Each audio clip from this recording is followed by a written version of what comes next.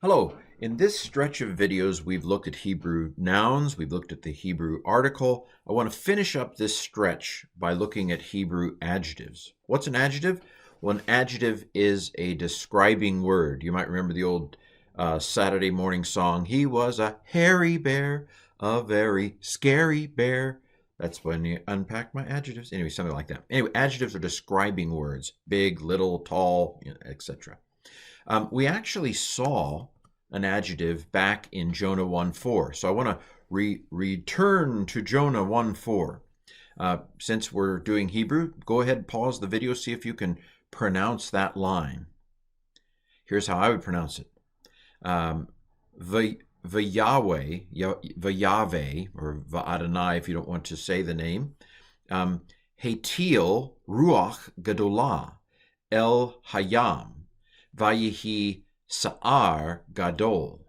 Now you'll see Gadol here and Gadolah here. What is Gadol? It is great. A Gadol, it's large, it's huge, it's an adjective, right? This is the great wind. There's translation. But Yahweh hurled a great wind to the sea. And it was a great tempest, a big one, a Gadol one. All right, the kamatz gadol, this is a kamatz gadol. It's the big kamatz as opposed to the kamatz katuf, which is not. Anyway, not important right now. So here's the thing. Notice here, first of all, that the adjective comes after the noun. It's a wind great and a tempest great. So in English, we tend to put the adjective before the noun. Hairy bear, scary bear. But Hebrew does it the other way around. The adjective comes after. Now, don't let big words of grammar scare you off.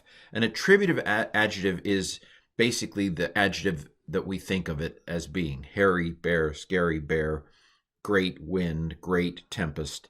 That's adjective. It's attributing something to the noun. What kind of a wind is it? It's a great one. What kind of a tempest is it? It's a great one. So it's attributing describing it, an attribute of the wind and of the tempest. There is another way that it can be, and that's called predicative. And that's when you want to say, "Great is the Lord." And that is doesn't actually appear in Hebrew. It says, "Gadol Yahweh." And so, you have to think caveman, great Lord. And you know that you have to insert an is in there. Great is the Lord. It's not there in Hebrew. You have to insert stuff into Hebrew because Hebrew is a very concise and compact language. And that's called the predicative. So when the adjective comes before the noun, it's predicative. Now it can be predicative after the noun too, but because we're beginners and we're beginning Hebrew, just go ahead and start off by thinking when the adjective comes after the noun, it's attributing something to the noun. It's the great wind or the great tempest. If the adjective comes before the noun, then you're going to stick is in it. Great is the wind, or great is. So if it had been Gadolah Ruach, it would have been great is the wind. Or if it had been Gadol Sa'ar, it would have been great is the tempest. Anyway, first thing to know though, adjective tends to come after the noun. The second thing you might have noticed is the Gadol here is just Gadol, but here it was Gadolah. Why is that? Well, you may know enough already to guess. Kamatz He is what kind of an ending? That's right, it's a feminine singular ending. Ruach is a feminine singular word. Wind in Hebrew, spirit in wind in Hebrew is a feminine word. You can't see it, unfortunately. It's just, they just knew. When you know a language, you know a bunch of stuff. You don't even have to think about it. So the reason why Gadolah has a kamatz he on it, a feminine singular ending, is because Ruach, in its heart of hearts, is feminine. So it's matching the word it goes with in its gender, feminine, number, singular, and definiteness is whether the word the is on it or not. The definite article is the, right? In Hebrew and in English too. So if this had been Ha Ruach, then this would have been Ha Gadolah. And if this had been Ha Sa'ar, this would have been Ha Gadol, if I said that right. So the adjective has to match the word it's telling you about. In gender, if the noun is masculine, it's got to be masculine. In number, if the noun is plural, it's got to be plural. And in definiteness, if the noun has the article, it's got to have the article. If the noun doesn't have the article, it can't have the article. Okay? So there you have it. Now, the definiteness can be a little, this is if it's attributive. If it's attributive, the adjective will match in definiteness. All right, I want to wrap up this video with a quick chart. So Melech, again, is king, and Malkah is queen. So what I want to show you is that in all these different forms, king or kings, queen or queens, the adjective is going to agree in gender, in number, and in definiteness. So here, this is masculine singular, and it's not definite. So Gadol is masculine singular, and it's not definite.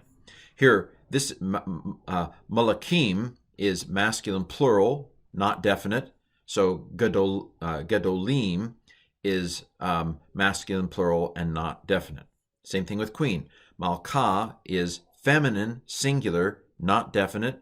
So Gadolah is feminine singular, not definite. And finally, Malakot and Gadolot, they match. Now again, it may not always look the same. It has to agree in its true heart. So like Ruach doesn't look feminine, right? But I know because I've memorized it that it's feminine singular. So the Gadolah, even though it doesn't look exactly the same, it agrees in its heart of hearts. You're talking about true agreement, not look agreement. Look agreement is not what we're looking for. We're looking for true agreement. Now, a lot of times it will look the same. Like in this particular example, they all look the same. But remember, it's whether it truly agrees, not whether it looks exactly the same.